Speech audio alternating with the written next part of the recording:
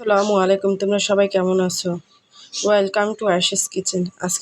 আজকে তোমাদের জন্য নিয়ে আসলাম একটা নতুন রেসিপি। এটা মিষ্টি কুমড়ো দিয়ে চিংড়ি মাছ দিয়ে রান্না করব। এখন এগুলো কোটা হয়নি, এই কোটবো। দেখো আমি কুটে নিয়ে আসতেছি, তারপর তোমাদের সাথে মূল রেসিপিতে চলে আসলাম। সবজিগুলো কুটে নিয়ে আসছি, যে চিংড়ি মাছ কুটে নিয়েছি আর ধনে পাতাটা ধুয়ে নিয়েছি। এখন রান্না করব, চলো দেখাই তোমাদের কিভাবে আমি রান্না করি মিষ্টি কুমড়ো দিয়ে চিংড়ি মাছ দিয়ে। তোমরা চাইলে গুঁড়া চিংড়ি দিয়ে রান্না করতে পারো। এখন তো গরম পড়েছে, গরমের ভিতরে এইসব তরকারি একটু ভালোই লাগে খেতে, কারণ গরমে যত কিছু ঠান্ডা তরকারি খাওয়া সবথেকে দরকার আমাদের কাছে। আর এখন আমরা রোজা থাকি, রোজার ভিতরে তো আরও ভালো লাগে। এটার জন্য এই তরকারিটা রান্না করব। আসো তোমাদের দেখাই আমি কীভাবে রান্না করি। অল্প উপকরণ দিয়ে আমি চেষ্টা করি সবসময় তোমাদের সাথে অল্প উপকরণ দিয়ে যে কোনো একটা রেসিপি নিয়ে আসার। এখন কড়াইটা গরম হয়ে গেছে, এখন কড়াইটার ভিতরে তেল দিয়ে দিলাম পর্যাপ্ত পরিমাণে। আর আমি চিংড়ি মাছটার ভিতরে একটু লবণ দিয়ে চিংড়ি মাছটা ভেজে নিব, কারণ এই যে চিংড়ি মাছটা একটু লবণ দিব, যে একটু লবণ দিয়ে চিংড়ি মাছটা মেখে চিংড়ি মাছটা ভাজতে দিব কড়াইয়ের ভিতরে। কারণ হলুদ দিব না, তাহলে চিংড়ি মাছের কালারটা নষ্ট হয়ে যাবে। এই যে দিয়ে দিলাম,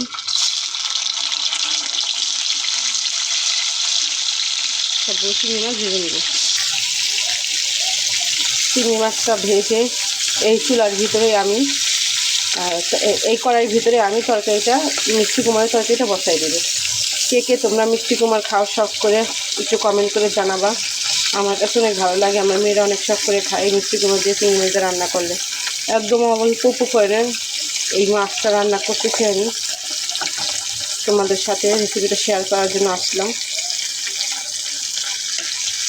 চিংড়ি মাছগুলো ভাজা হোক, তারপরে আসছি।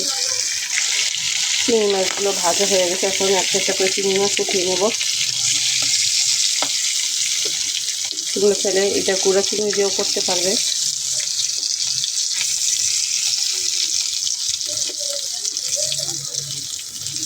আমি চিংড়ি মাছ সবসময় ভেজে রান্না করি। এই তরকারিতে আমি কোনো কুচি পেঁয়াজ ব্যবহার করব না। এটার ভিতরে আমি শুধু আদা রসুন ও পেঁয়াজ বাটা এটা আমি দিয়ে দিলাম অল্প, একদম অল্প করে পেঁয়াজ। আর এখানে আদা রসুন একসাথে ভাঙানো আছে। একদম অল্প তেল মশলা রান্না করে দেবো।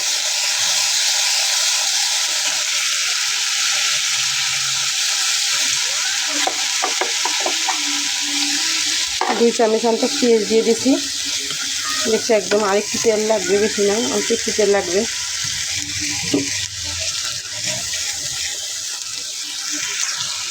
এখন অল্প করে এই যে অল্প একটু আধা চামচ এরকম হলুদ দিয়ে দিলাম, হলুদ গুঁড়া। আর একটু করে মরিচের গুঁড়া দিয়ে দিলাম, অল্প করে, বেশি না, একদম সামান্য। এখন ভালোভাবে কষিয়ে নেব মশলাটা। একটু লবণ দিয়ে দিলাম পরিমাণ মতন।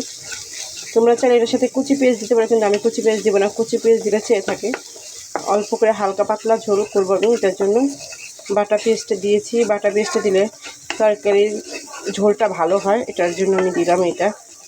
এখন আমার এই মশলাটা কষানো হয়ে গেছে, একদম ঘ্রাণ বেরিয়ে গেছে, দেখছো তেলের উপরে এসে গেছে আমার মশলাটা। এখন কেটে রাখা মিষ্টি কুমড়োগুলো দিয়ে দেবো। মিষ্টি কুমড়োগুলো দিয়ে দিচ্ছি। এখন মিষ্টি কুমড়োগুলো দিয়ে একটু কষাবো,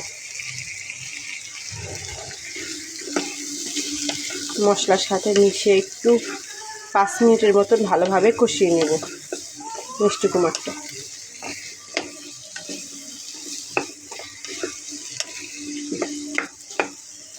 এই তরকারিটা অনেক দারুণ হয়, তোমরা অবশ্যই রেসিপি বাড়িতে ট্রাই করবা একবার হলো। আমি প্রায় সময় করে থাকি, ভালো হয়, অনেক দারুণ লাগে। আর চিংড়ি মাছটা স্বাভাবিক সবাই ঘরেই থাকে, আর সবার বাচ্চারাই পছন্দ করে। এই বাচ্চাদের খাওয়ানোর জন্য তোমরা এইভাবে তরকারি রান্না করে বাচ্চাদের খাওয়াতে পারো। একদম অল্প তেল মশলায়, সাথে 2টা কাঁচামরিচ দিয়ে দেবো। 2টা কাঁচামরিচ দিয়ে দিলাম সাথে।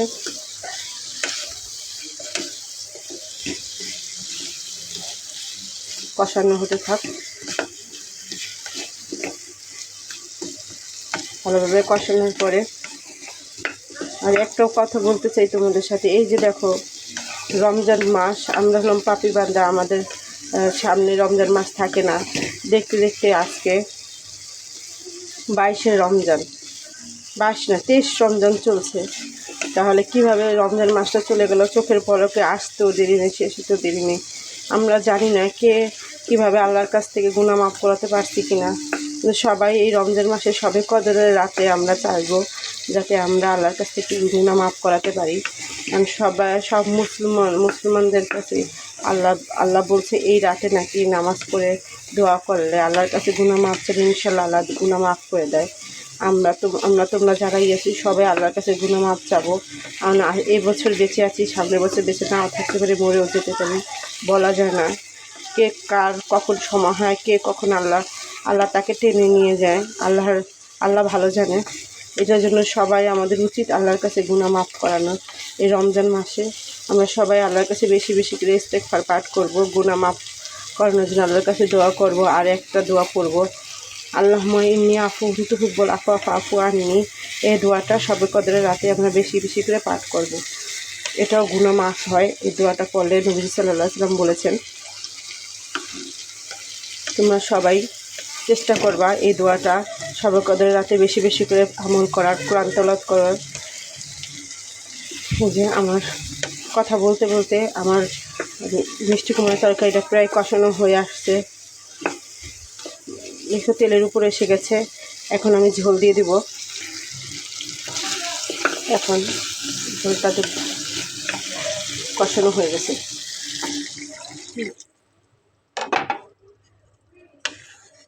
যে মিষ্টি কুমড়া বেশি লাড়াচাড়া করবে না, তাহলে ভেঙে যেতে পারে। একটু এখন গলার পরে মিষ্টি কুমড়াটা যখন গলে যাবে তখন আমি দিয়ে দিব চিংড়ি মাছগুলো। এখন ঢেকে দিব, 10 মিনিটের জন্য ঢাকা দিয়ে দিলাম। সময় লাগবে না, মিষ্টি কুমড়া তরকারি হতে বেশি সময় লাগে না। তারপরে আসছে আবার। এখন দেখব তরকারিটার কী অবস্থা।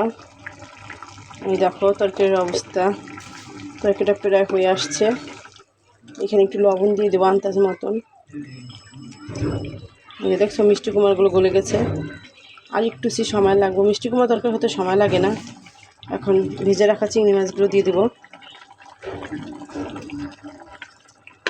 দিয়ে দিলাম ভেজে রাখা চিংড়ি মাছগুলো। একটু লবণ দিয়ে দিব, তোমরা পরিমাণ মতন লবণটা দিয়ে দিবে, যে যতটুকু লবণ খাবে ওটুকু। যে বেশি মিষ্টি কুমড়া তরকারি বেশি লাড়াচাড়া দিলে মিষ্টি কুমড়া তরকারিগুলো নষ্ট হয়ে যায়, এটার জন্য বেশি লাড়াচাড়া দিব না। এখন আবার ঢেকে দিব, একটু পরে ধনেপাতা দিয়ে দেব।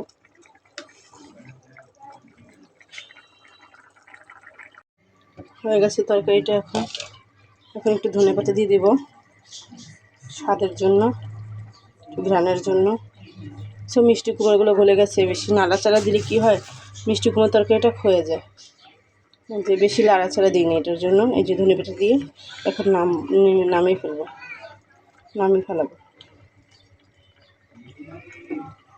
আজকে পর্যন্তই।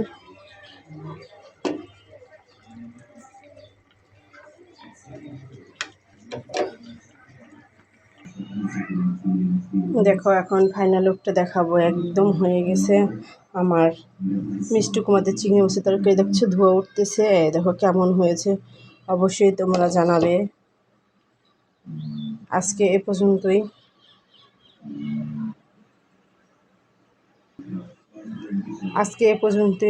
সবাই ভালো থাকবে, সুস্থ থাকবে।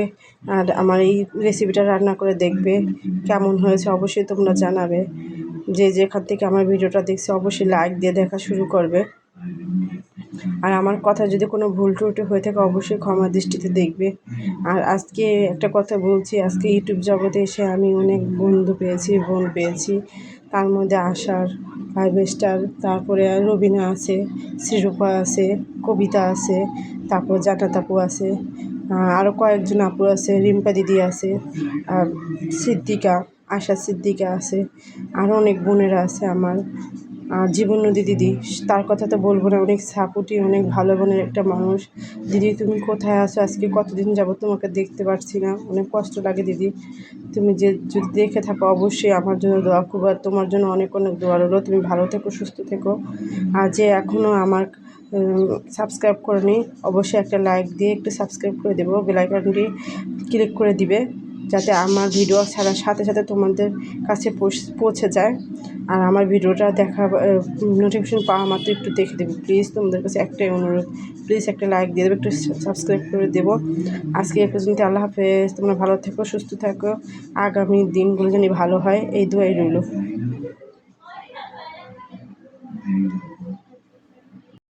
नूर नूर सहर बरकतों भरे इफ्तार, ये रहमतों